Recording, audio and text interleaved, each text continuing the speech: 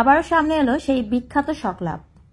সামনে এলেন জনপ্রিয় নায়ক চিরঞ্জিত চক্রবর্তী। আদিপুরুষের সেই ডায়লগ নিয়ে নতুন করে চলছে আলোচনা, যেখানে চিরঞ্জিত বলেছিলেন, বউ হারালে বউ পাওয়া যায় রে, মা হারালে মা পাওয়া যায় না। সদ্য অভিনেতা নির্মাতা পরমব্রত চট্টোপাধ্যায় ও প্রিয়া চক্রবর্তীর বিয়ে নিয়ে সোশ্যাল মিডিয়ায় তুমুল বিতর্ক চলছে। এই বিয়েকে কেন্দ্র করেই আবারও ভাইরাল চিরঞ্জিতের সেই সংলাপ। এদিকে এই বিয়ের পরপরই সাংবাদিকদের প্রশ্নের মুখোমুখি হন নায়ক চিরঞ্জিত চক্রবর্তী। মধ্যমগ্রামে একটি অনুষ্ঠানে গিয়েছিলেন তিনি। পরম প্রিয়ার বিয়ে নিয়ে তাকে প্রশ্ন করা হলে চিরঞ্জিত বলেন, আমি তো বলেইছিলাম বউ হারালে বউ পাওয়া যায় রে। এখন চারিদিকে দেখছি বউ হারাচ্ছে আর পাচ্ছে, পাচ্ছে আর হারাচ্ছে। আদিপুরুষের সেই ডায়লগ বহু বছর আগেই বলে দিয়েছি, সেটাই আবার বলে দিলাম। বহু বছর ধরে এই কথাই তো হিট। সেই সংলাপই কি তবে বাস্তবায়ন হলো সম্প্রতি?